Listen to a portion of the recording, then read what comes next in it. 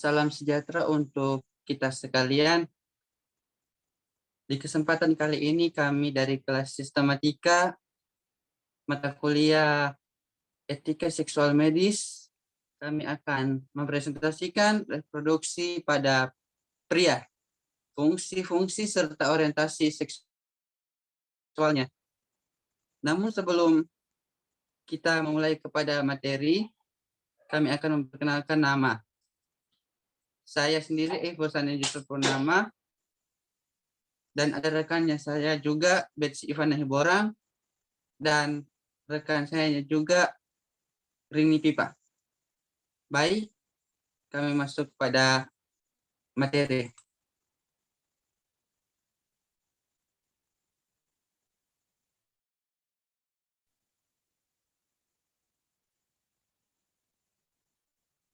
Sebelum kita masuk dalam materi, terlebih dahulu kita memahami mengenai sistem reproduksi. Sistem atau alat reproduksi manusia berbeda antara perempuan dan laki-laki. Sistem reproduksi atau sistem genital merupakan sistem organ seks dalam organisme yang bekerja untuk reproduksi seksual. Secara umum, organ atau alat reproduksi pria terbagi atas dua bagian, itu bagian luar dan bagian dalam. Ini merupakan anatomi dari reproduksi laki-laki. Ada yang disebut dengan vesicula seminalis, rektum, saluran ejakulasi, dan lain sebagainya. Alat reproduksi bagian dalam.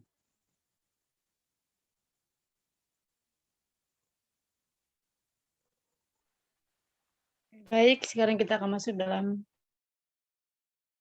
tesis. Orang awam mengenal tesis dengan sebutan pelir atau biji kemaluan. Organ ini berbentuk oval dan tesis dibungkus oleh skortum dan terletak di belakang penis. Tesis akan mulai tumbuh ketika laki-laki memasuki masa pubertas sekitar usia 10-13 tahun. Tesis berfungsi penghasil sperma dan hormon kelamin yang membentuknya tubulus seminiferus. Di antara tubulus seminiferus terdapat sel-sel Leydig penghasil hormon testosteron dan hormon androgen. Bagian sistem reproduksi pria lainnya yang terhubung langsung dengan tesis diantaranya yaitu epidimis dan vas deferens.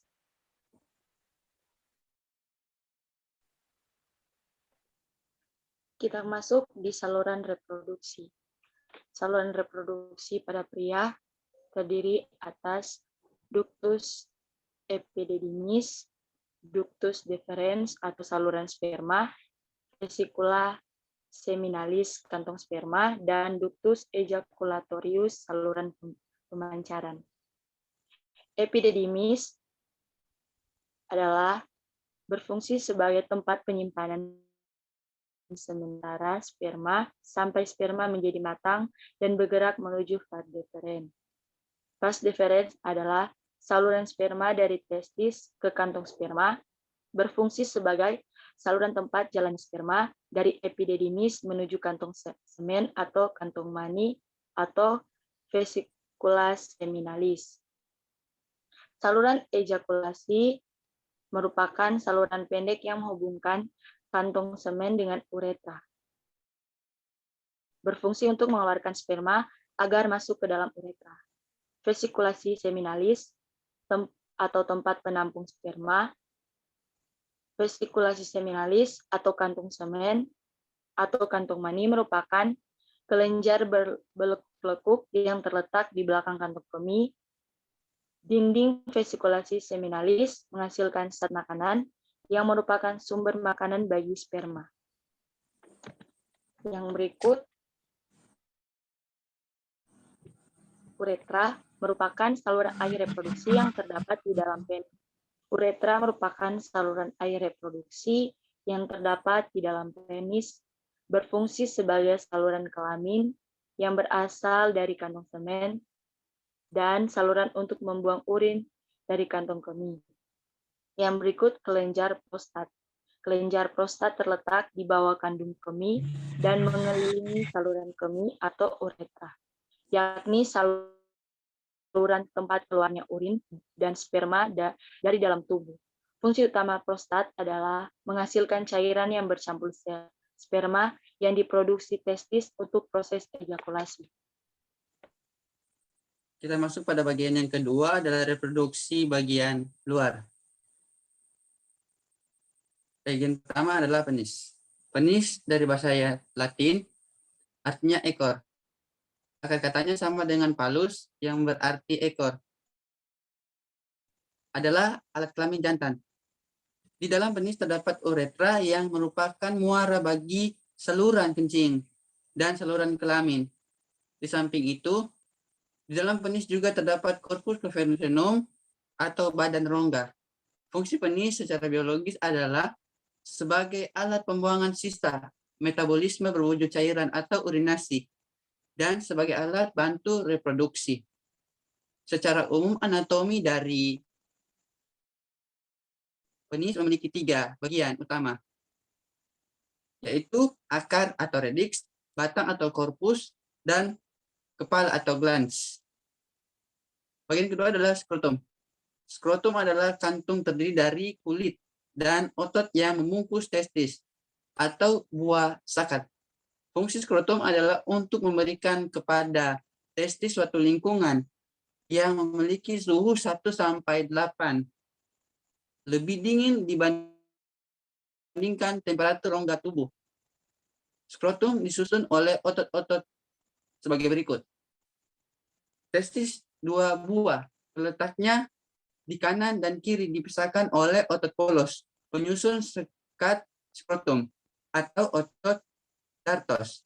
Terdapat pula otot yang bertindak sebagai pengatur kondisi suhu testis agar stabil, yaitu otot kremaster.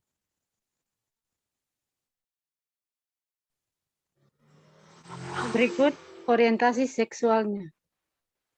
Heteroseksual. Heteroseksual adalah orientasi seksual yang dianggap paling umum.